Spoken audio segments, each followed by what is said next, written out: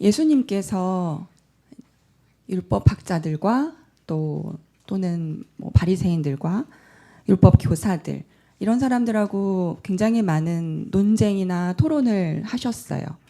우리가 잘 알다시피 예수님이 그들과 토론하셨을 때 그들 중에 어떤 사람들이 이런 걸 많이 물어봤습니다.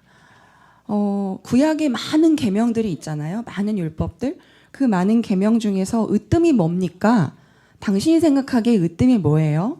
라고 많이 물어봤죠. 그럴 때 예수님께서 무엇이 가장 중요한 계명이라고 보통 대답을 하셨냐면 신명기에 나오는 말씀이죠. 신명기 6장 5절에 나오는 말씀을 언급하십니다. 뭔지 아시겠어요? 가장 중요한 으뜸, 가는 계명. 두 가지를 얘기하는데 첫 번째 신명기를 언급하시면서 내 마음을 다하고 목숨을 다하고 뜻을 다하고 힘을 다하여 누구를 사랑하라? 하나님을 사랑하라. 이게 첫째 가는 계명이다. 제일 중요하다. 그 다음에 둘째 가는 계명은 뭐냐면 뭘까요? 네, 내 이웃을 내 몸과 같이 사랑하라. 사실 이 계명은 레위기 19장에 나오는 계명이에요. 레위기 19장 8절에 나오는 이 계명을 둘째 계명이다 라고 하면서 이 두 가지 계명보다 더 큰 계명은 없다 이렇게 얘기하셨었어요. 즉 하나님 사랑과 이웃 사랑 이게 굉장히 중요하다고 말씀하신 거죠. 그게 우리가 지키고 또 실천해야 될 핵심 계명이라고 얘기하신 겁니다. 그런데 오늘 우리가 읽은 요한복음서에서 보면 예수님이 무엇을 주신다 그랬죠? 새 계명을 주신다 그랬어요. 새 계명. 그건 뭐였냐면 바로 서로 사랑하여라 라는 게 새 계명이라고 했어요. 왜 예수님이 새 계명을 주셨을까요? 그리고 왜 이것을 서로 사랑해라 라고 하는 이 계명을 왜 또 새 계명이라고 하셨을까?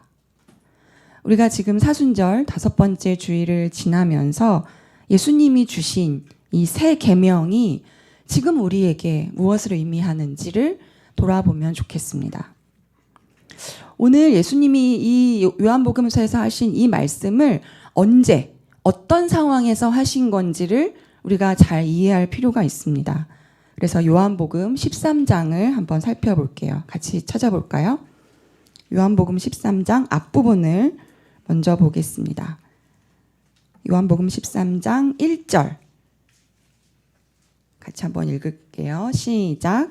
6월절 전에 예수께서는 자기가 이 세상을 떠나서 아버지께로 가야 할 때가 된 것을 아시고 세상에 있는 자기의 사람들을 사랑하시되 끝까지 사랑하셨다. 자, 지금 예수님이 무슨 때가 된 걸 알겠어요? 아, 내가 떠날 때가 됐구나. 내가 아버지께로 가야 할 때, 곧 이 세상을 떠나서 나에게 죽음이 임박해 왔구나라는 걸 알 때예요. 그런 다음에 제자들과 무슨 어떤 행위를 하셨냐면 최후의 만찬을 하십니다. 여러분, 최후의 만찬은 마지막 식사인데 언제 했죠? 하루의 때 중에 저녁에 했어요. 최후의 만찬, 이 만찬은 저녁 식사라는 뜻이에요. 그래서 가장 마지막 저녁 식사를 예수님이 하시게 됩니다. 그것이 지금 우리가 예배 때마다 하고 있는 성만찬, 거룩한 저녁 식사와 같은 의미의 의식이 된 거죠. 그걸 언제 하셨냐면은 예수님과 함께 예수님이 여러분 우리 이따가 성만찬 하겠지만 성만찬 하시는 목사님이 첫 멘트가 뭐냐면 주 예수께서 잡히시던 밤에 그러니까 그날 좀 있으면 잡혀요. 잡히기 바로 직전에 하셨던 가장 최후의 마지막 저녁 식사가 있었다라는 거죠. 그런데 오늘 요한복음은 다른 저녁 식사를 다른 복음서들은 다 이제 모두 다뤘는데 요한복음은 다른 복음서에서 다루지 않은 마지막 저녁 식사 중에 어떤 한 풍경을 굉장히 드라마틱하게 묘사하고 있습니다.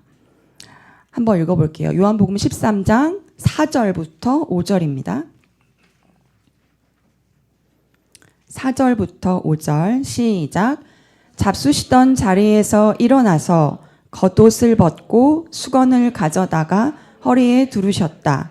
그리고 대야에 물을 담아다가 제자들의 발을 씻기시고 그 둘은 수건으로 닦아주셨다. 지금 뭐 하신 거예요? 세족식, 우리가 알고 있는 발을 씻겨주셨습니다. 식사하던 때였어요. 바로 이 장면을 요한복음만 다루고 있어요. 여러분, 예수님이 왜 저녁 식사를 하다가 갑자기 제자들의 발을 씻어주시는 그런 행위를 하셨을까요?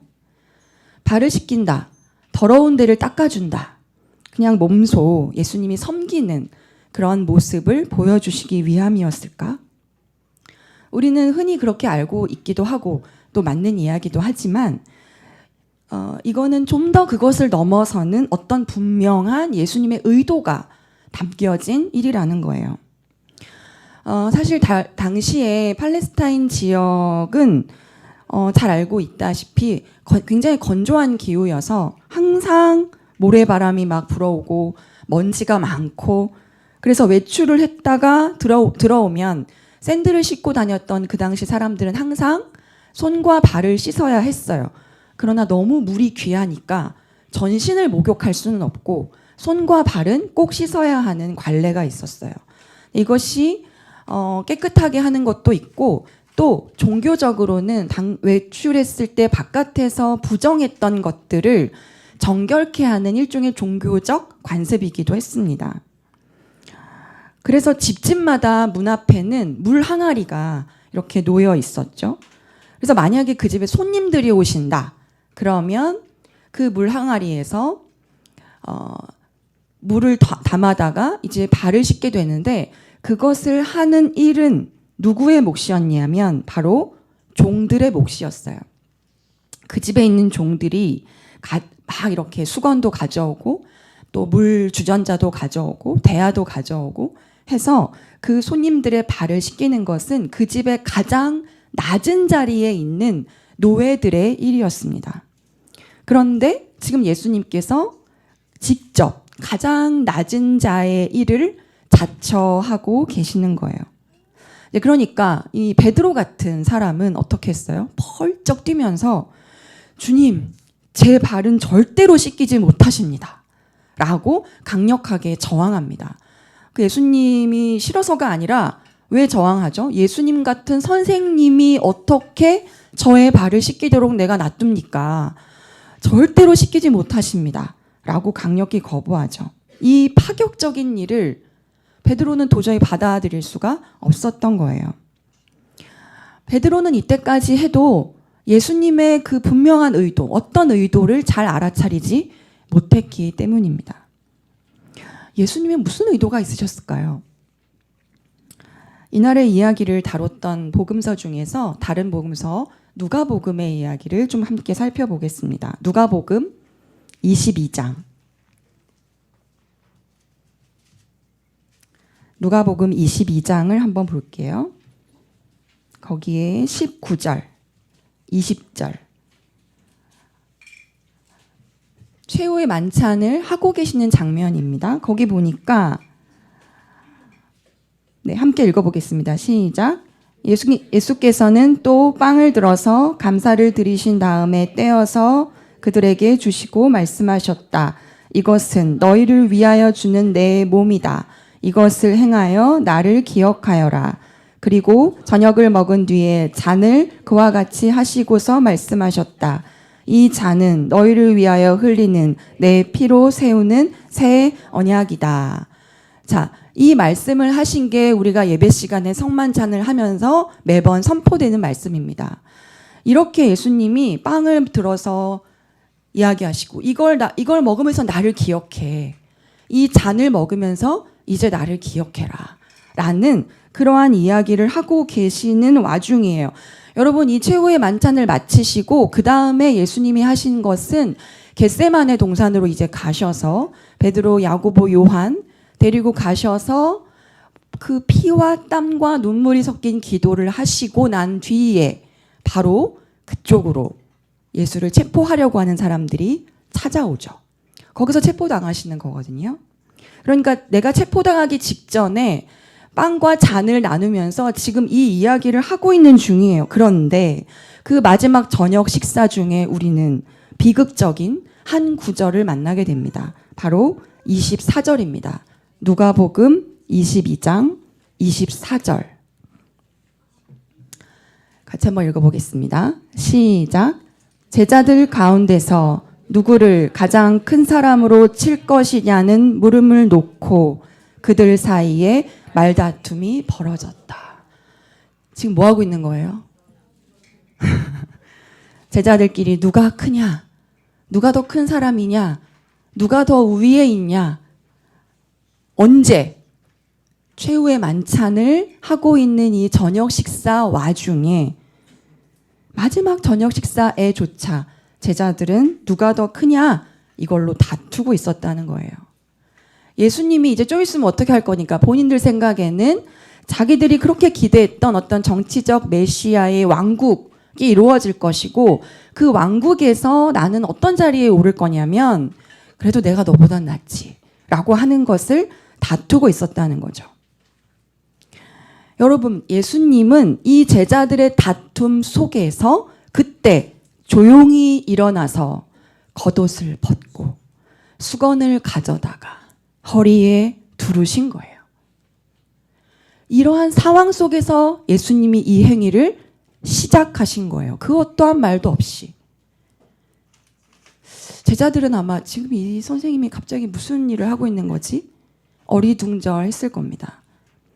그리고 대야에 물을 담아다가 한 사람 한 사람의 발을 씻기시고 수건으로 닦아주신 거예요. 여러분, 당시 제자들 중에서도 제자로 예수님께 선택을 받았던 이들 중에서도 가난해서 율법을 제대로 지킬 수 없어서 이미 부정한 사람들도 있었고요. 또는 직업적으로 천대받아서 굉장히 부정한 자들로 낙인 찍혔던 제자들이 있었습니다.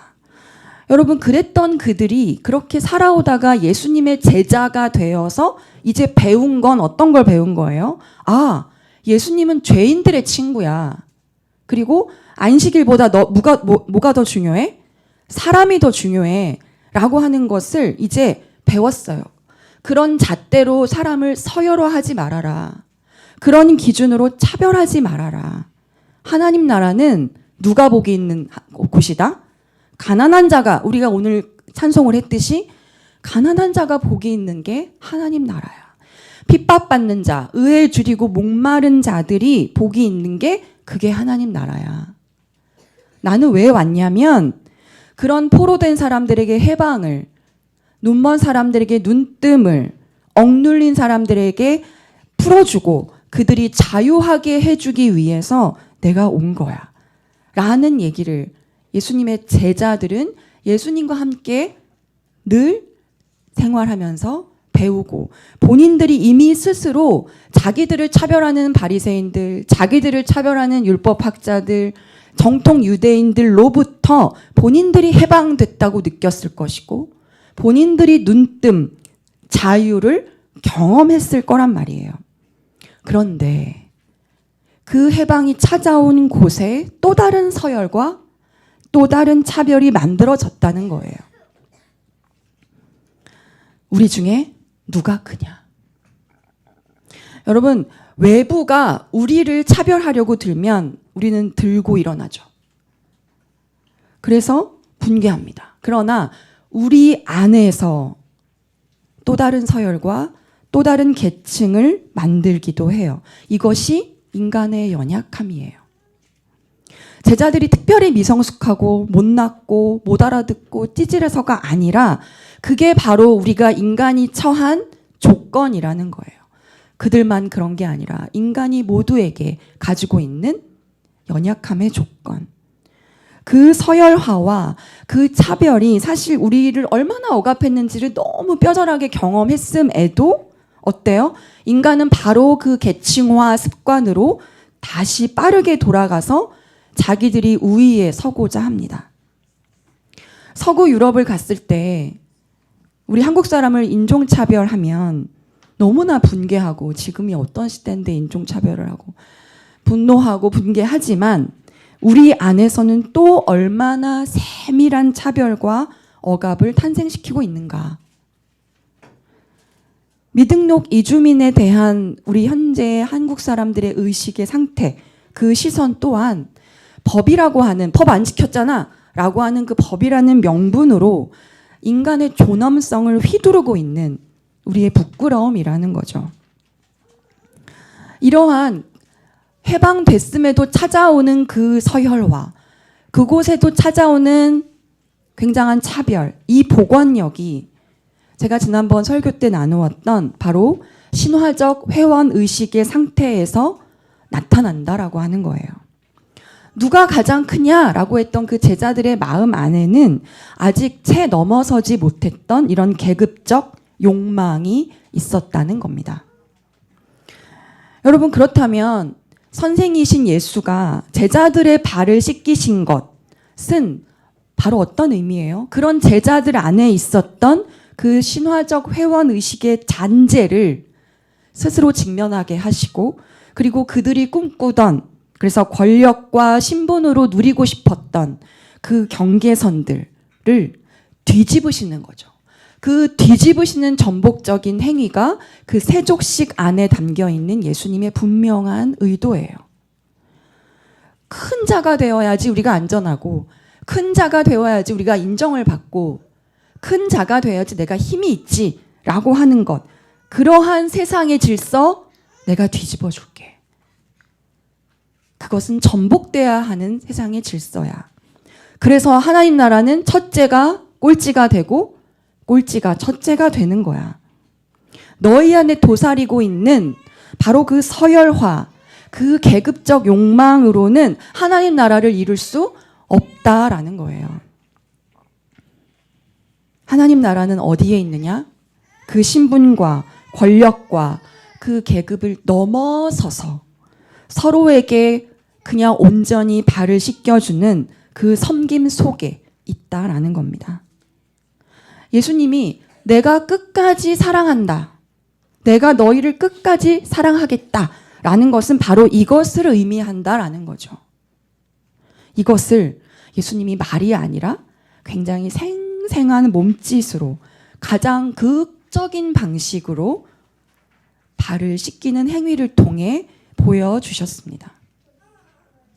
그리고 나서 요한복음 13장에 보면 예수님이 다 발을 씻기신 다음에 다시 식탁에 앉으셔서 이제 그것을 또 말로 설명하십니다. 그걸 한번 읽어볼게요. 요한복음 13장 14절에서 15절입니다. 요한복음 13장 14절에서 15절. 같이 읽어볼게요. 시작. 주이며 선생인 내가 너희의 발을 씻겨 주었으니 너희도 서로 남의 발을 씻겨 주어야 한다. 내가 너희에게 한 것과 같이 너희도 이렇게 하라고 내가 본을 보여준 것이다. 내가 이걸 왜 했는지를 설명하십니다. 너희도 서로 발을 씻어줘라. 내가 너희에게 한 것 같이 너희도 이렇게 하라고 내가 지금 본을 보이고 있는 것이다. 시간이 없어요. 이것을 가르치고 제자들의 마음속에 새기게 할 시간이 없는 상태에서 예수님은 이러한 방식으로 본을 보여주셨어요. 예수님은 제자들이 더 이상 신화적 회원 의식의 상태에 머물지 않고 앞으로 더 나아가야 한다고 말씀하시는 거예요. 제자 공동체 안에서 그렇게 작동하고 있는 그 장벽들의 억압을 넘어서서 서로에게 온전한 인간이 되어주라, 그렇게 발을 씻어주라고 촉구하고 계시는 거예요.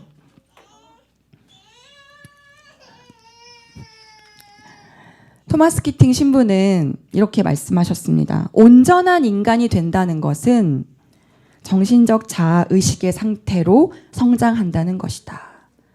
그러니까 우리가 온전한 인간이 되었다 라고 하는 건 정신적 자아 의식이 우리 안에 잘 뿌리를 내려야 한다라는 거죠.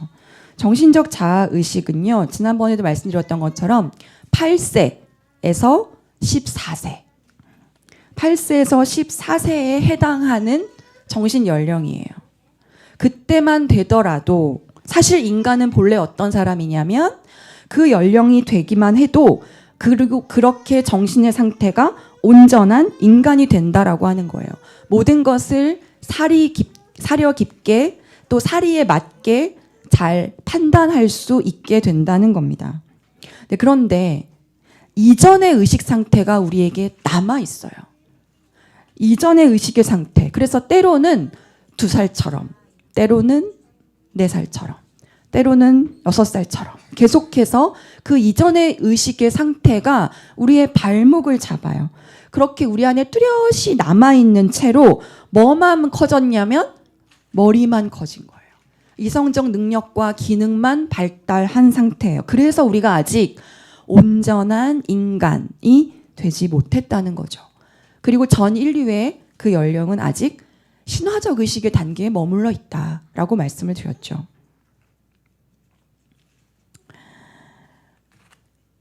여러분, 이러한 맥락 속에서 예수님이 이걸 가르쳐 주시기 위해서 세족식을 한 다음에 그러한 맥락 속에 우리가 오늘 읽은 본문의 진정한 의미를 바라게 됩니다. 오늘 본문에 어린 자녀들아 이렇게 돼 있죠. 어린 자녀들아, 아직 잠시 동안은 내가 너희와 함께 있겠다. 그러나 난 이제 어떻게 된다? 떠나갈 것이다. 그러면 너희가 나를 찾겠지. 그렇지만 내가 가는 곳에 너희는 올 수 없다. 라고 얘기하면서 지금 나는 너희에게 말하여 둔다. 라고 얘기해요.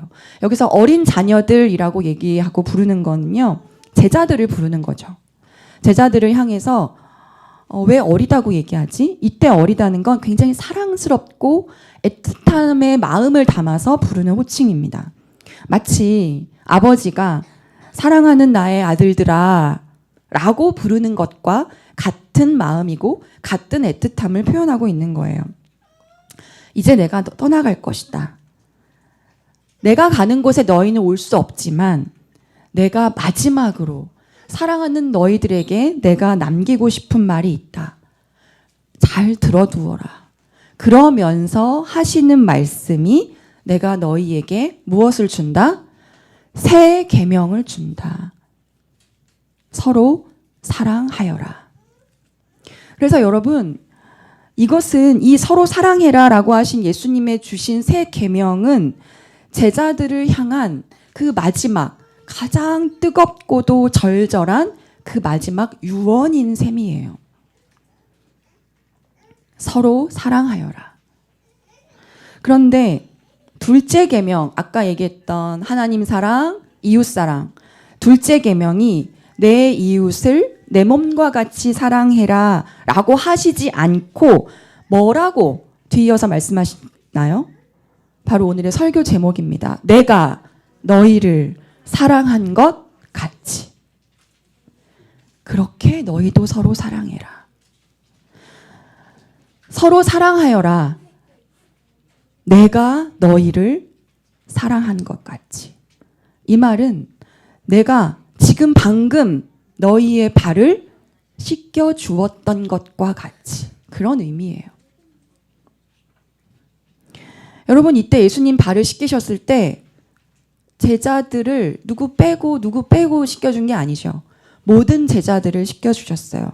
심지어 그 자리에 누구도 있었어요?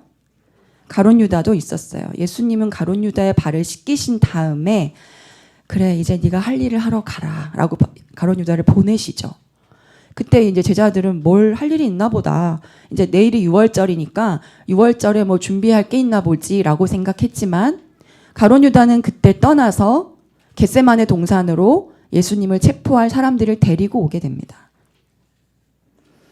그때 예수를 배신할 가룟 유다조차도 예수님을 씻기셨다는 것을 우리가 기억해야 돼요. 그리고 주님, 내 발은 절대 안 돼요 라고 손살에 치면서 강력하게 저항했던 베드로에게는 지금 내가 너를 시키지 아니하면 내가 너와 상관이 없어. 라고 얘기하셨어요.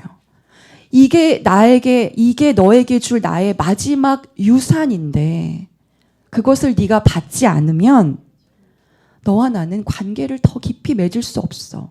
이 사랑의 유산을 네가 받지 않겠다는 말이냐? 모든 제자를 그렇게 시키셨습니다. 나는 가장 낮은 자들이 하는 일로 너희를 시켜주었고 너희를 섬겼다.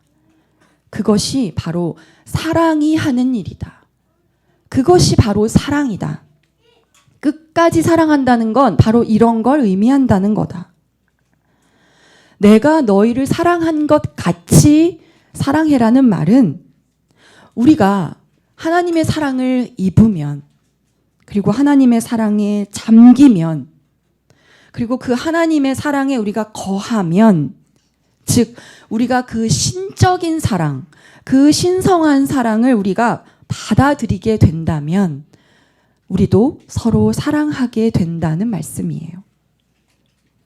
우리가 하나님의 사랑에 잠길 때, 그 신적인 사랑에 나를 맡길 때 사람과 사람 사이의 신분과 경쟁, 차별과 배제 시스템은 거기서는 더 이상 작동하지 않는다는 거예요. 그 신적인 사랑이 물든 곳에는 더 이상 주종 관계가 성립하지 않는다는 거예요. 완전히 새로운 하나님 나라의 질서가 거기서 피어난다라는 거죠. 미등록 이주 아동에 대한 캠페인을 우리가 하면서 우리가 할 수 있는 게 도대체 뭐지? 라는 생각을 또 많이 하게 됩니다. 별로 현실적으로 그들을 도울 수 있는, 실질적으로 도울 수 있는 게 뭔지 막막하고 우리의 힘이 참 미약하다는 생각을 하죠. 그러나 법이 달라지고 또 법을 해석하는 게 달라지고 그래서 그것을 현실화시키는 체제가 달라지게 만드는 것. 외국인 출생 등록제가 우리나라의 법안으로 아직 통과가 못 됐어요. 그래서 우리나라 아이들은 바로 출생 등록이 가능하도록 통과가 되었지만 외국인 아이들에게는 그게 통과되지 않았죠. 여러분 이럴 때 이런 거에 관심을 가지고 있는 국회의원이 누구지? 라는 의식을 우리가 가져야 돼요. 그런 사람이 있나? 없으면 우리가 그 법안을 또는 이런 게 필요하다 이야기할 수 있어야 되겠죠. 현재 그런 법안을 마련하도록 국회의원들 몇 명이 법안을 마련했습니다.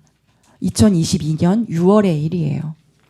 좀 있으면 2년이 되지만 법안을 마련했지만 법안을 마련한다고 해서 항상 다 통과되는 건 아니에요. 아직 상임위를 거치지 못해 계류 중입니다. 그러한 법안들이 만들어지고 통과되고 현실화될 수 있도록 우리가 할 수 있는 일은 그런 일을 만드는 사람들의 의식이 무엇인가를 점검하는 거예요. 그래서 우리가 무엇을 잘해야 될까요? 투표를 잘해야 됩니다. 4월 10일에 있을 선거에 이러한 의식을 반영해서 투표하는 것이 필요하다는 겁니다. 여러분, 내가 너희를 사랑한 것 같이 너희도 서로 사랑하여라 라는 이 말씀은 내 이웃을 내 몸과 같이 사랑하여라 라는 말씀보다 한 단계 업그레이드된 하나의 요구입니다. 더 큰 것을 우리에게 말씀하고 있어요. 네 이웃을 네 몸과 같이 사랑해라 라고 하는 거는 그 사랑의 기준이 어디에 있어요?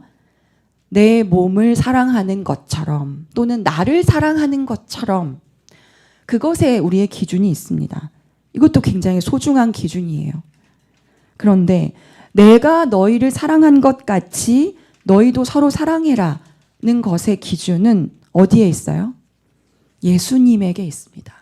예수님의 그 신적인 사랑의 기준이 있어요. 그래서 새 계명이에요. 새 계명의 원천은 예수님이 자기 사람들을 끝까지 사랑하셨다는 것, 그것처럼 우리도 서로 사랑해야 된다라는 거예요. 내 이웃을 내 몸과 같이 사랑해라 라는 말씀은 내가 소중하듯이 이웃을 소중히 다루고 여기고 대하고 또 내가 존엄성이 있듯이 이웃에게 있는 존엄성을 소중히 그 권리를 인정하라는 것입니다. 그런데 내가 너희를 사랑한 것 같이 너희도 서로 사랑해라. 이 말씀은 가룟 유다와도 같은 배신자 또는 우리를 저항하고 우리에게 거세게 달려오는 원수도 사랑하는 것이죠. 그래서 요한복음 15장으로 가면은 요한은 이거를 또 한 번 얘기해요. 요한복음 15장에서 어떤 설명을 하시냐면 내 계명은 이것이다. 내가 너희를 사랑한 것 같이 너희도 서로 사랑하여라 하고 말씀하시면서 13절에 보니까 사람이 자기 친구를 위하여 자기 목숨을 내놓는 것보다 더 큰 사랑은 없다라는 말씀을 하시죠. 이 말씀을 하시는 이유가 바로 내가 너희를 사랑한 게 그런 사랑이야. 그런 사랑처럼 너희도 서로 사랑해야 된다라는 거예요. 친구를 위해서 자기 목숨을 내놓는 사랑. 서로를 도저히 견딜 수 없고 나를 대적해오는 자를 향해서도 끝끝내 사랑하기로 선택하는 사랑. 여러분, 이것이 어떻게 가능하죠? 우리의 노력과 우리의 힘과 우리의 애씀으로는 할 수 없는 사랑이에요. 여러분, 이거는 우리가 신화적 회원의식을 벗어난다 해도 할 수 없는 사랑이에요. 매우 어려운 도전이에요. 예수님이 제자들의 발을 씻기셨다라는 것은 가장 낮은 자리로 스스로 내려가신 그 예수를 상징하죠. 가장 낮은 자리로 내려가신 예수, 즉 하나님이 인간이 되셨다는 것. 하나님이 인간이 되신 게 뭐예요? 성육신. 성육신을 보면 그러하고 또 예수께서 온전한 인간으로서 지셨던 가장 큰 고통인 십자가가 그러합니다.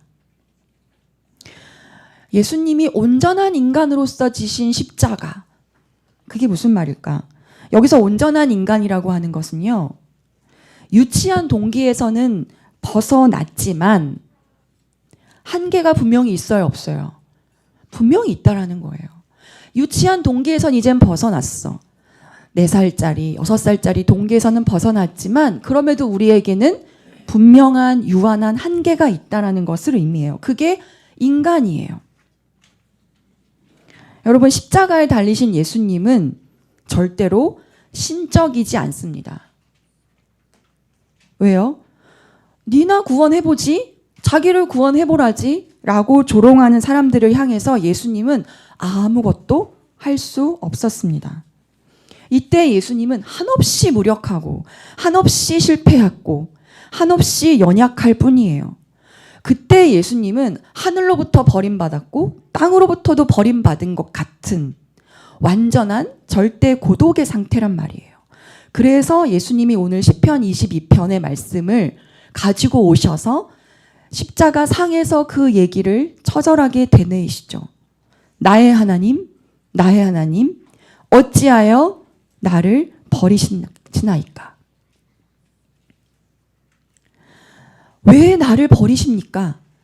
예수님은 이런 소리를 안 하실 것 같으나 십자가상에 달리셨던 그 예수님은 온전한 인간으로서의 절대 고독, 가장 유한한 그 한계, 극한의 고통을 경험하셨기에 그 말씀을 하셨던 거예요. 뒤로 돌아갈 수도 없어, 앞으로 나아갈 수도 없는 그 완벽한 딜레마 속에서 극한의 고통과 연약함을 예수님은 완전하게 경험하신 분입니다.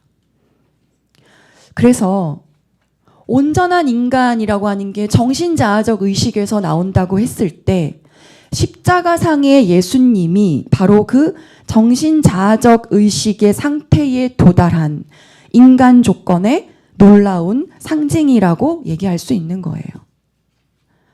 유치한 동기에서는 벗어났지만 그 유한한 한계를 지니고 있는 절대 고독의 상태.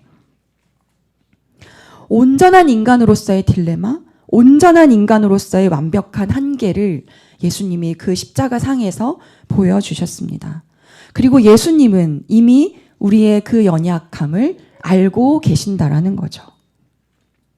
그러나 여러분, 우리가 다시 주목해야 될 것은 요한복음 13장 1절의 말씀입니다.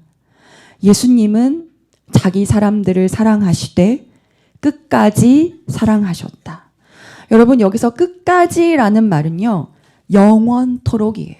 영원토록. 한계가 없다. 무한한 사랑이에요. 유한한 한계를 가지고 있는 인간에게 영원한 사랑은 어떤 의미가 있어요? 그 인간을 무한하게 만듭니다.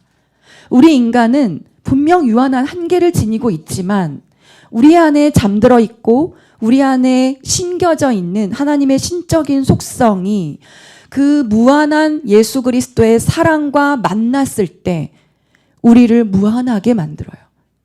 우리를 영원과 잇대어 사는 존재로 만들 수 있어요. 그것이 영적인 삶이에요. 이 땅에 살면서 우리가 영적으로 살아갈 수 있게 하는 원동력이 되는 거예요. 그 신적인 사랑은 그것을 가능하게 합니다. 무엇? 내가 너희를 사랑한 것 같이 너희도 서로 사랑해라. 우리가 그걸 어떻게 해요? 온전한 인간인 우리는 할 수 없어요. 그러나 끝까지 사랑하셨던 그 예수 그리스도의 영원한 무한한 사랑이 우리를 가능케 합니다. 우리가 그 사랑과 접속할 때, 우리가 그 사랑에 잠길 때, 우리가 그 사랑과 함께 할 때. 그래서 요한 1서도 이야기하죠. 사랑하는 여러분, 하나님께서 이렇게까지 우리를 사랑하셨으니 우리도 서로 사랑해야 합니다. 오늘 예수님께서는 마지막 유언으로 남기셨던 그 마지막 말씀의 35절은 이렇게 얘기합니다. 너희가 서로 사랑하면 모든 사람이 그것으로써 너희가 내 제자인 줄을 알 것이다. 여러분, 당시의 유대인들은 자기를 어떻게 드러냈어요?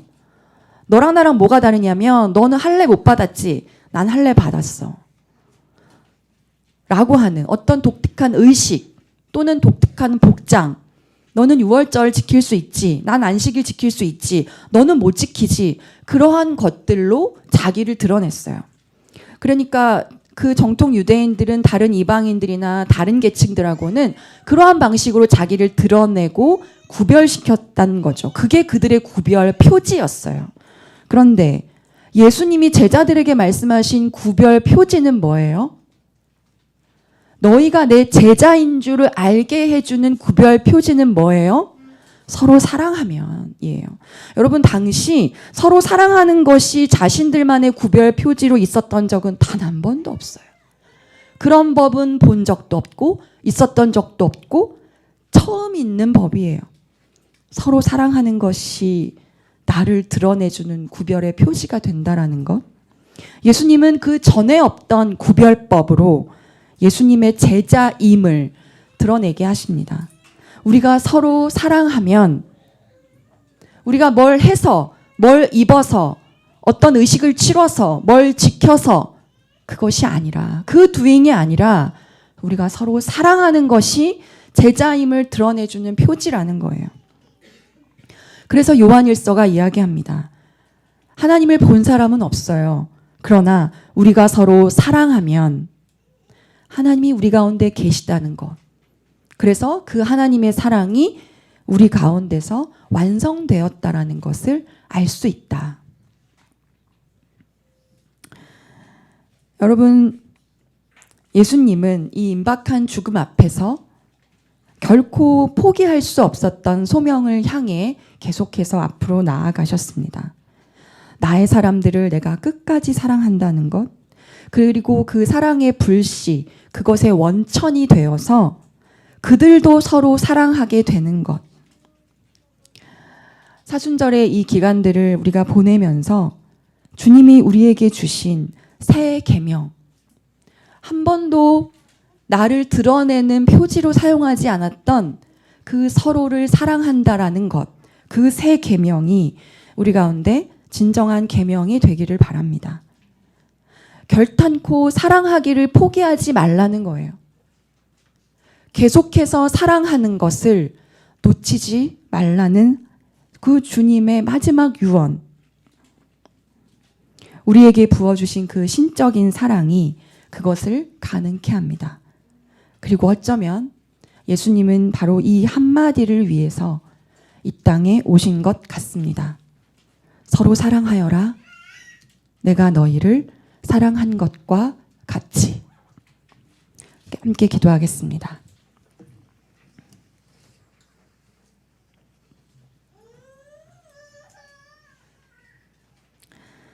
자비하신 하나님, 우리는 주님의 사랑을 받고 있으면서도 큰 자에 대한 욕망, 미묘한 차별과 서열화로 우리 안에 장벽을 세우고 그것으로 우리의 자존심을 되찾으려는 어리석음이 있습니다.